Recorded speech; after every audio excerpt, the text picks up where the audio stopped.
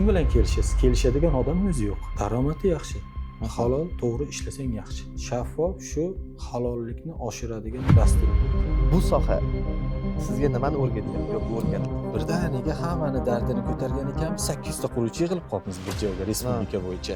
5% balni ayirish tizimini joriy qilaylik degan taklif bilan bordik. Mana seni korxonang yetdi, sen g'olibsan desang, shu esda qoladigan kunimiz bo'lsa kerak xursand bo'lib. Xo'p, u qabul qilingan tekshiruvlardan o'tgan sifati yaxshi hammasi. Lekin boramanda ko'zim bilan shu joydan yurib o'tgan. Biz yurgan mana bunday ravon yo'llar, har gal yonidan o'tadigan go'zal binolar o'z-o'zidan qurilib qolmaydi. Uning ortida kunni tun demay, kunni kun demay, hatto mana shunday ob-havoda ham tinim bilmaydigan mehnatkashlar bor. Bugun biz ana shunday mehnatkashlardan biri bilan bir kunni o'tkazamiz. Bu quruvchi bilan bir kun. Jizzaxdamiz.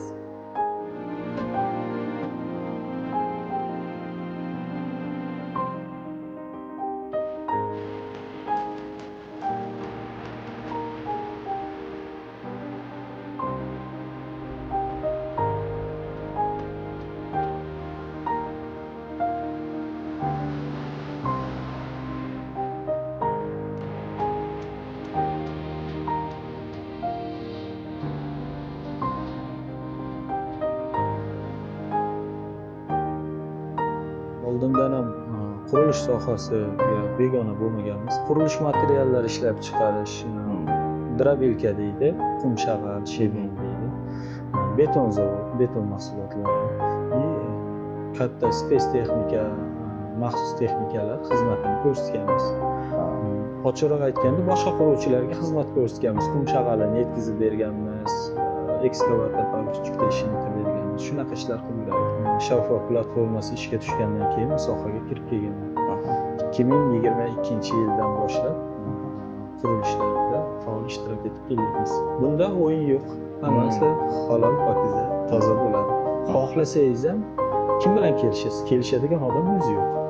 Platforma sizni tanimaydi, bilmaydi, u kim, alimi, kim bo'lishidan qat'iy nazar marhamat qiling. Korxonangizda ishchi o'rningiz ko'p bo'lsa, texnikangiz ko'p bo'lsa, mezon talabiga mos keladigan barcha shartlardan o'tgan bo'lsangiz, marhamat kirib shaffof, o'z nomi bilan shaffof kirib o'ynab yutish mumkin. Shuning uchun shaffof platformasi ishga tushgandan keyin bu sohaga kirib kelganman. Bu sohada qolishga sizni majbur qilgan yoki undagan narsa nima? Daromad. Daromadi yaxshi. Halol, to'g'ri ishlasang yaxshi. Biz daromad qilsak, texnikani ko'proq olsak, ko'proq ishchi ishlasak, ko'proq byudjetga soliq to'lasak, rivojlantirsak, ertangi kunda boshqa davlat qurilish korxonalari bilan balkim raqobat qilishimiz mumkindir. Boshqa xalqaro tenderlarda qatnashishimiz mumkin. Jamshid aka, siz uchun halollik ishda qanchalik muhim? Endi bilasizmi, halollik bu har bir tashlagan qadamingizga bog'liq.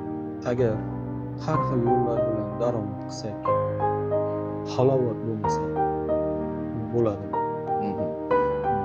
Endi mana yana shaffofga qaytamiz. Shaffof shu halollikni oshiradigan dastur. Korrupsiya holatlarini anchagina qisqartiradi.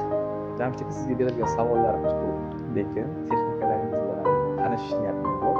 Shuning uchun taklif qilgan bo'lardim, suhbatimizni yo'l-yo'lakay davom ettirsak.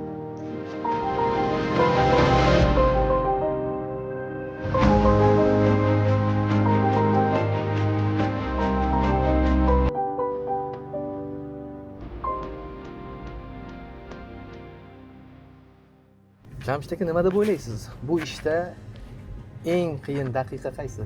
Birorta obyektni qurib bitkazganingizdan keyin o'sha hududdagi xalqqa topshirish jarayoni, o'sha obyektingiz shu joyda yashaydigan xalqqa manzurmi, yo'qmi?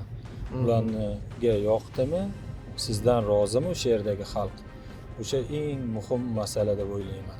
Endi bu sohadagi eng og'ir tanqid deb nimani bilasiz? Sifatsiz qilib qo'ysangiz, nimadir xato, kamchiliklar qilib qo'ysangiz, bu tanqidlarga so'zsiz uchraysan degani. O'shanaqa bo'lmasligi uchun jon berib ishlashga tayyormizda. Birinchi qurgan obyektingiz qanday bo'lgan va uni qanday eslaysiz hozirgi paytda? Birinchi qurgan obyektimiz yo'l qurilishi bo'lgan. Shu Jizzax viloyatining Forish tumanida bo'lgan shaffof platformadan birinchi yutib olganimizni eslayman. Men endi qurilish sohaga yondosh sohada yurganim uchun unchalik qiynalmaganman. Texnikalarim bo'lgan, ishchi xodimlarim bo'lgan, shular bilan birgalikda qurib bitkizganmiz. Bugun mana sizning hisobingizda moddiy texnik ba'zida umuman ishlayotgan xodimlar haqida ham ma'lumot bering. Qancha texnikangiz bor? Shu siz orqangizdan qancha bir yurtdoshlarimiz o'zini rizqini topyapti? Maydasi, katta space texnika, maxsus texnikalar, ekskavator, buldozer, boshqa samosval mashinalar, har xil mashinalarimiz bor. 30 ga yaqin. Endi 30 ta texnikaga 30 ta haydovchi degani.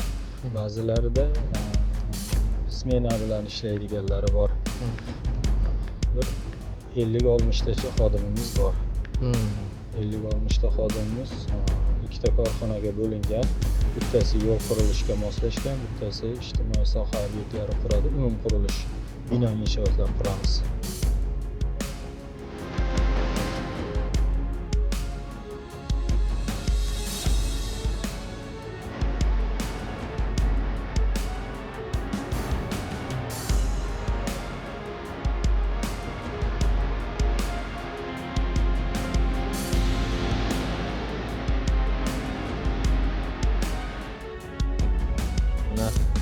Avval aytganimizdek, qurilish materiallari ishlab chiqarish joyimizga keldik. Qurilishning eng kerakli nuqtalari shu tosh qumdan boshlanadi. Tayyor beton mahsulotlar ishlab chiqaramiz. Bu yog'imizda turibdi. Tayyor beton mahsulot ishlab chiqaradigan zavodimiz. Shu bilan bir qatorda garajimiz ham shu joyga joylashgan. Haydovchilarimiz, kishilarimiz shu joyda. Hozir bu yerda ko'rib turganimiz bir 40% texnikalarimiz bor. Qolgan ba'zi texnikalarimiz obyektlarimizda qor yog'gan, o'zi obyektlarda turibdi. Tugallanmagan obyektlarimizda greder, boshqa katok texnikalarimiz bor. Jamshidga bir savolda, mana har bir kasb odamga nimanidir o'rgatadi. Qaysidir kasb sabrni o'rgatsa, qaysidir kasb tartibni o'rgatadi. Bu soha sizga nimani o'rgatyapti yoki o'rgatdi? Bu soha juda katta mas'uliyat. Orqasida katta risk turadi. Mabodo bir qurgan obyektingiz standartlarga, normalarga mos kelmay yaroqsiz bo'lib qolsa nima bo'ladi? Uni oqibatida kelib chiqadigan holatlar qanday bo'ladi? Juda mas'uliyati kuchli. Bilamiz, har bir tizim bosh ishga tushganida kamchiliklardan xoli bo'lmaydi. Bu o'sha tizimni yaratgan mas'ullar, qolaversa shu sohada faoliyat yuritayotgan insonlarning fikrlari bilan takomillashtiriladi. Shaffof qurilish ham xuddi shunday. Eshitishimiz bo'yicha siz ham mana shu shaffof qurilish bo'yicha bir necha bor takliflaringizni bergan ekansiz va hozirgi paytda ham faol takliflar berib kelayotgan turuvchilardan ekansiz. Bizlar quruvchilar shu taklif asosida bir shakllandikda Telegram gruppamiz bo'lib qoldi. Bizlar shu Telegram gruppani ochib admin bo'lib qolibmizda. Birdaniga hammani dardini ko'targan ekanmiz, 800 ta quruvchi yig'ilib qolibmiz bir joyga respublika bo'yicha. Bizlar birinchi qurilish vazirligiga 2024-yilda borganimizda har bir obyekt yutib olinganda 5% balni ayirish tizimini joriy qilaylik degan taklif bilan bordik. Vaqt talab qildi, lekin qo'yib berdi shuni. Bu qarorlar asosida tabiiyki biz borib aytganimizdan qo'shib qo'ya olmaydi. Buni tagiga asoslantiruvchi hujjatlarini qilib biroz vaqt talab qildi. Hozirgi kunda quruvchilar shundan juda mamnun. Jamshid aka, bu sohada eng esda qoladigan kuningiz qaysi bo'lgan? Eng esda qoladigan kunimiz shuni o'ylab ko'rmoqman. Bu eng esda qolarli kunlarimiz baribir tenderda katta natijalar yutganimiz, g'olibligimiz shaffofda e'lon qilinadi-ku. Protokoli chiqadi. Mana seni korxonang, endi majoziy ma'noda aytyapman. Mana seni korxonang yutdi, sen g'olibsan desang, shu esda qoladigan kunimiz bo'lsa kerak, xursand bo'lib. Men eshitganman-da quruvchilarda. Shu bir qurgan obyektini xuddi siz aytgandek, o'zini uyidek qurganlik uchunmi balki shu qayta borib ko'rgisi kelaveradi. Men eshitishim bo'yicha shunaqa. Bu holat sizda qanday? ko'p hollarda yo'lim bir joyga tushib qolsa, aytaylik bir 3 kilometr, 5 kilometr ob'ez bo'lsa ham, oldin 1 yil oldin, 2 yil oldin qilib ketgan yo'limdan haydayman, Aha. kirib ko'rib ketaman. Qanaqa turibdi? Hmm. Xo'p, u qabul qilingan, tekshiruvlardan o'tgan sifati yaxshi emas. Lekin boramanda ko'zim bilan shu joydan yurib o'tib ketaman. Kelgusi rejalaringizni bilmoqchimiz. Rejalarimiz yana texnikalar olib, jamoamizni kattaltirish, Faoliyatni kengaytirish, kengaytirish. yangi ish o'rni yaratish. Shunday. Jamshid aka, sizga mazmunli suhbat uchun vaqt ajratganingiz uchun minnatdorlik bildiramiz. Nasib etsa, mana shu oldingizga qo'ygan rejalaringiz amalga oshganda ham xuddi mana shunday kelib birgalikda guvoh bo'lish nasib etsin. Katta rahmat. Rahmat sizga. Salomat bo'ling.